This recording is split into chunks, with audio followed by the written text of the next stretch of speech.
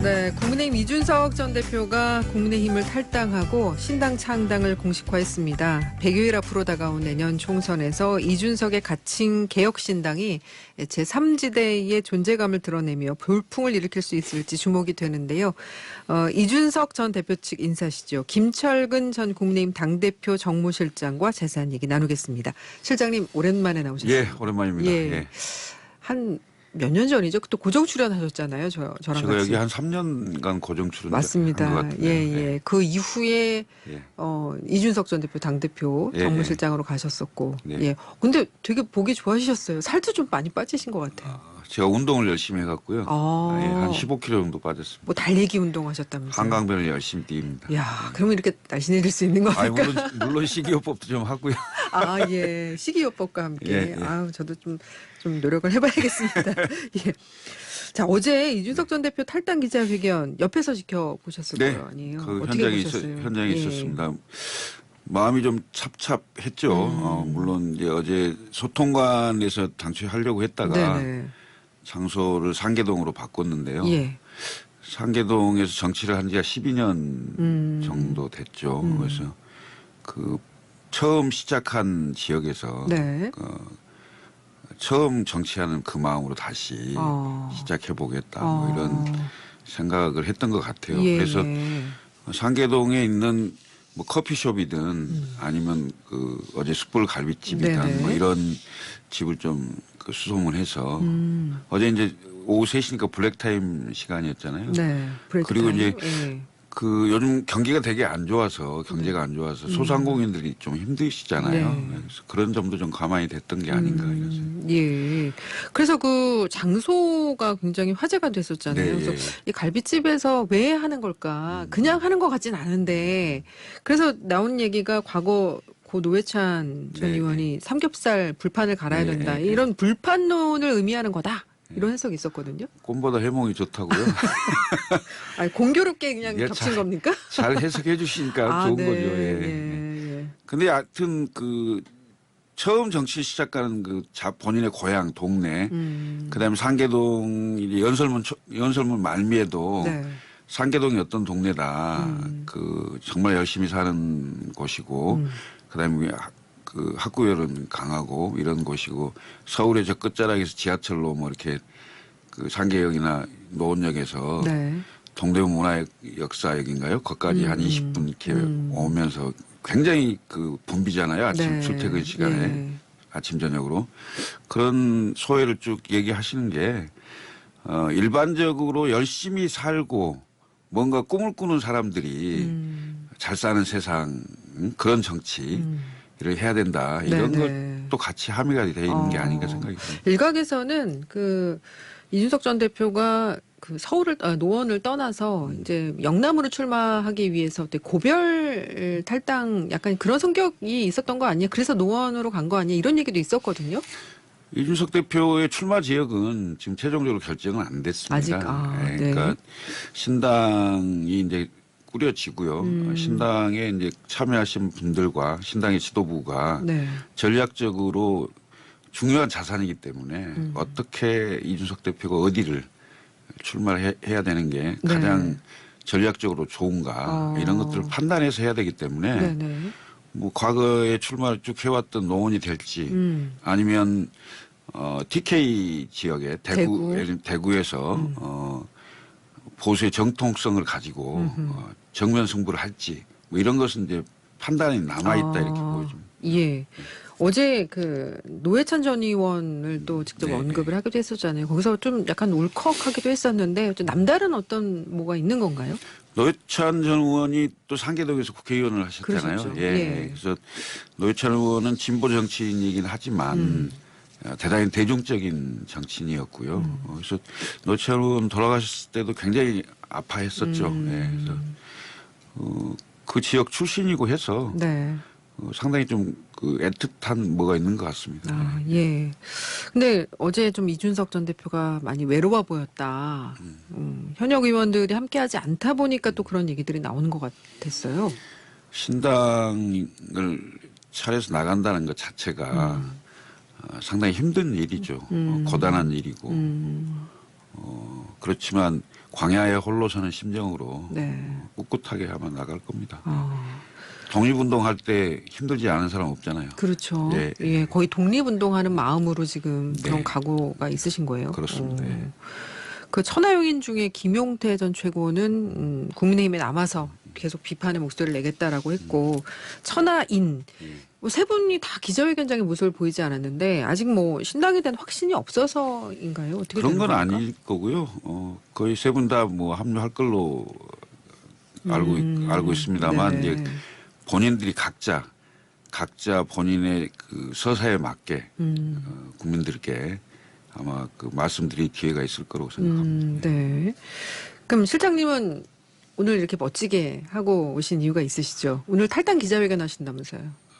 저도 당초에 오늘 하려고 했는데 일정이 약간 조정이 돼서 네네. 예, 조만간 할 겁니다. 그러세요? 예, 예. 그럼 신당으로 어쨌든 가시는 거죠? 네. 그럼 출마는 그동안 이제 서울에서 좀 활동을 해오셨는데 어떻게 하실 저도 생각이세요? 마찬가지로 이제 이준석 대표와 함께 전략적으로 어떤 지역에 어떻게 나가는 게 좋겠다라는 상의를 해서 네. 결정하겠습니다. 예.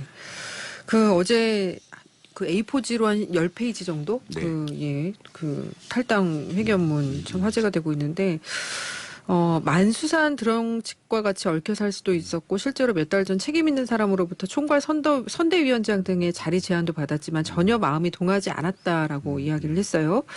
근데 이렇게 자리 제안이 있었다는 얘기는 그 이준석 전 대표가 이 시간에 출연을 해서도 얘기를 했습니다만은 모두 거절한 거는 윤 대통령의 변화 없이는 안 된다는 생각 때문이다라고 했었는데 국정 기조를 이준석 전 대표긴 하지만 어느 한 사람의 탈당으로 변화시킨다. 이건 애초에 실현 불가능한 얘기 아니었을까요?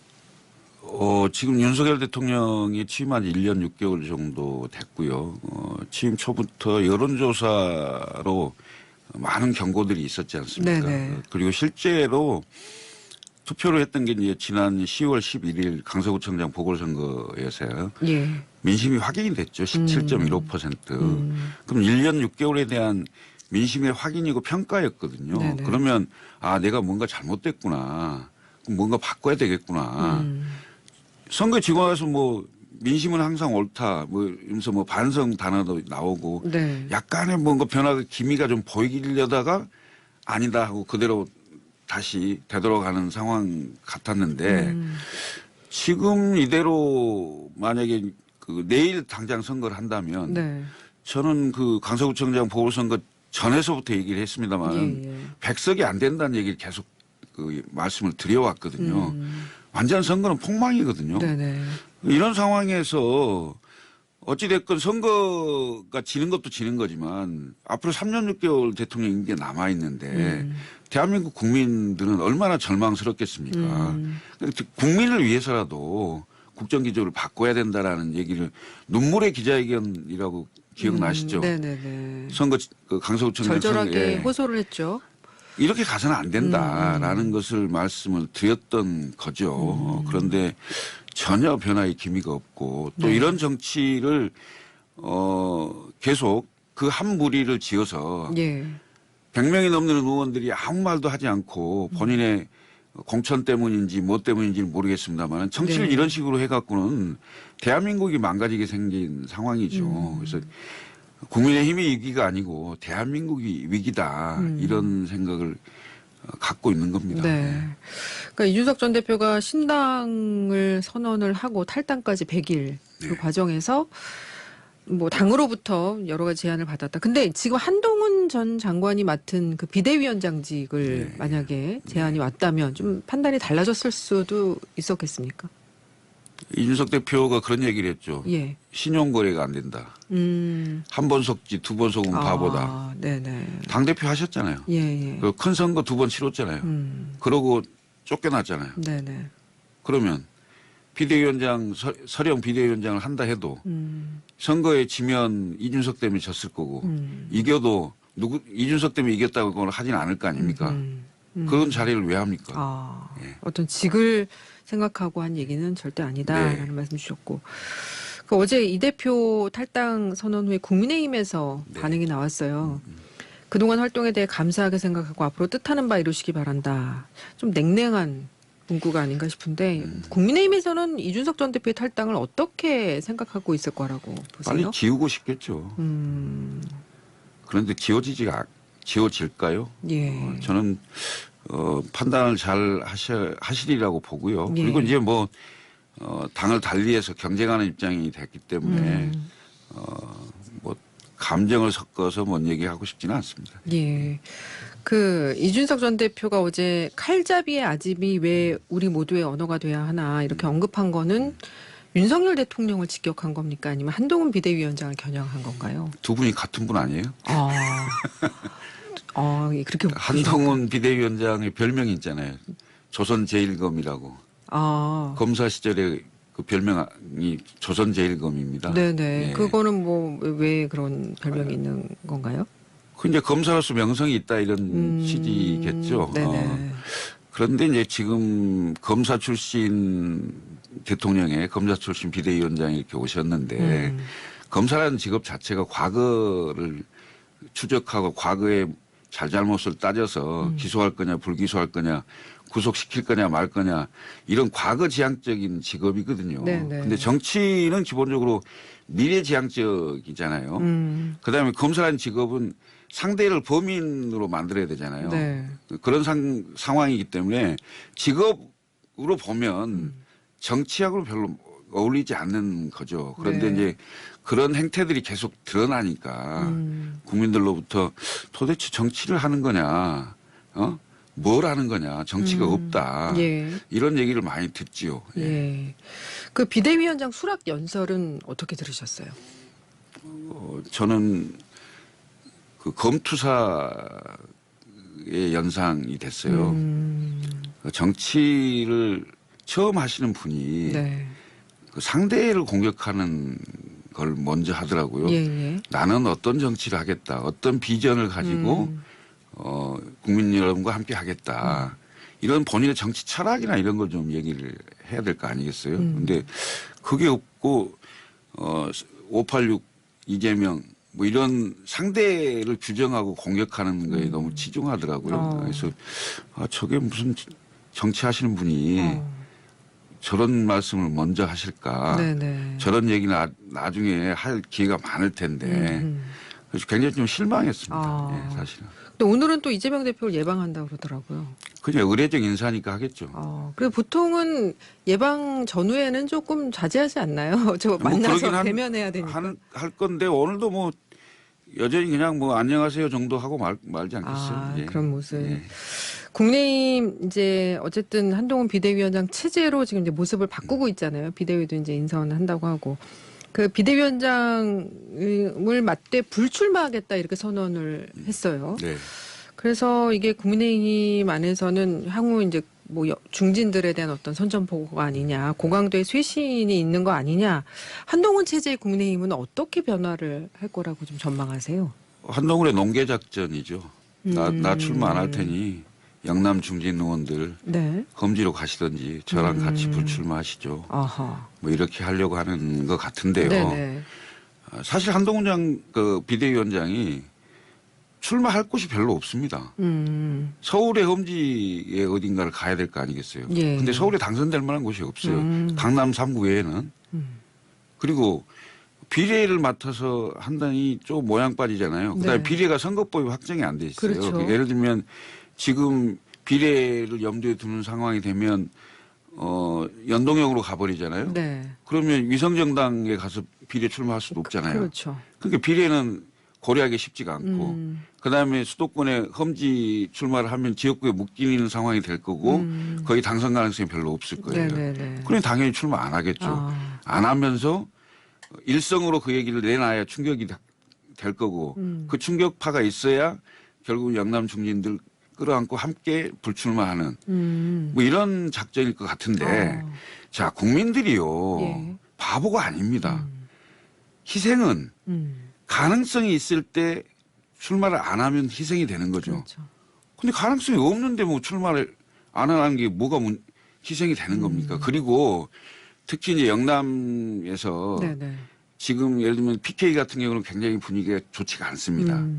그러면 부산 같은 경우 보시면 부산에 지난번 그러니까 이번 지방선거 말고 그 전에 지방선거 때는 민주당이 전원 부산시장, 구청장 전원이 민주당이었습니다. 네네. 근데 이번 지방선거 때 이제 다 반대로 우리 당이 아직까지 우리 당인데 국민의힘이 다 됐잖아요. 네네. 그러면 지난번 그 구청장을 하셨던 분들이 전부 지역의 국회의원 후보로 아마 나올 가능성이 높아요. 그러면 국민의힘의 정치 신인이라고 해서 네. 검사 출신이거나 용산 출신들이 그 지역에 내려가면 훨씬 경쟁력이 없어요. 그렇다고 해서 정당 지지율이 월등하게 국민의힘이 높은 것도 아닌 네네. 이런 상황이거든요. 그러면 아마 현역 의원들보다 훨씬 경쟁력이 없는데 결국 현역 의원들을 찍어내고 그 자리에 정치 신인들, 그 검역관, 용역관들을 넣는 그런 자리를 확보하기 위한 노력 아니냐라고게 보이지 않는다는 거죠. 아, 예. 결국 어쨌든 이제 한동훈의 국민의힘과 이준석의 개혁신당 경쟁이 불가피해졌는데 승산이 있다고 보십니까? 전 국민들이 잘 판단해 주실 거라고 보고요. 국민들이 어떤 정치를 원하는지 예. 그 마음을 읽는 것은 검사 출신보다는 그래도 여의도에서 몇 번씩 떨어져 보고 열심히 그 활동했던 분들이 훨씬 더 잘 읽고 그의 민심에 부합할 거라고 생각합니다. 네. 근데 지금 나오는 전망이 그 개혁신당이 총선에서 뭐 엄청난 변수가 되지는 않을 거다. 아니면 뭐 비례 몇 석 정도 차지하는 정도 뭐 이런 회의론도 나와요. 이런 부정적인 전망에 대해서는 어떻게 생각하세요? 그들의 희망회로겠죠. 그리고 그들의 관성대로 생각하는 거겠죠. 네네. 그리고 과거에 어때했기 때문에 미래도 그렇게 할 것이다라고 예측을 하지만 항상 혁명은 우리가 예측할 수 없는 상황에서 오거든요. 그래서 충분히 저는 가능성이 있고 국민들이 이제는 더 이상 볼 수 없다. 네. 이런 정치. 예. 그런 생각들을 많이 하고 있을 거라고 봅니다. 예. 그 지금 신당에 합류할 의원들 뭐 허은하 의원은 이제 나중에 합류할 걸로 이제 얘기가 되고 있는 걸로 알고 있고 지금 현역 의원 중진 중에 합류할 분이 있다 이런 얘기가 나와요. 현역 의원분들은 고심에 고심을 많이 하실 겁니다. 왜냐하면 기본적으로 일단 지역구에서 그 선택을 받아서 국회의원을 하고 계신 분들이기 때문에 네네. 지역 구민들에 대한 그 이해도 좀 구해야 되는 상황이 되고 시간이 좀 상당히 많이 걸릴 수 있죠. 네. 그래서 저희들은 1월 말이나 2월 초쯤 그래도 상당의 의원들이 합류할 수 있는 상황이 될 거다. 이렇게 그 보고 있습니다. 시점이 아무래도 한동훈 장관이 말씀하신 표현대로 칼질을 공천에서 칼질을 그러니까 컷오프되는 그 현역 의원들이 합류할 가능성을 보시는 건가요? 뭐 그럴 가능성도 있고요. 또 역으로요. 저는 이제 방송에서도 얘기했지만 한동훈 비대위원장이 한 달짜리다 이렇게 얘기도 했습니다. 왜냐하면 지금 김건희 여사 특검 문제 네네. 어떻게 해결할 거냐. 예. 그 국민 70%가 특검을 해야 된다 이렇게 하는 여론조사도 갤럽 많은데. 여론조사가 있었죠. 예. 그런데 이것을 용산의 뜻대로 예를 들면 뭐 거부권 행사하고 제의를 요구하거나 이런 상황으로 용산과 똑같은 목소리를 내는 순간 한동훈 비대위원장이 이끄는 국민의힘이 민심을 얻지 못하는 상황이 될 거예요. 네네. 그럼 총선을 어떻게 치릅니까? 일례로요. 2004년도에 당시에 한나라당이죠. 한나라당이 차떼기 정당의 오명을 쓰고 예. 노무현 대통령의 탄핵 후폭풍으로 선거를 거의 치를 수 없는 상황이 됐었어요.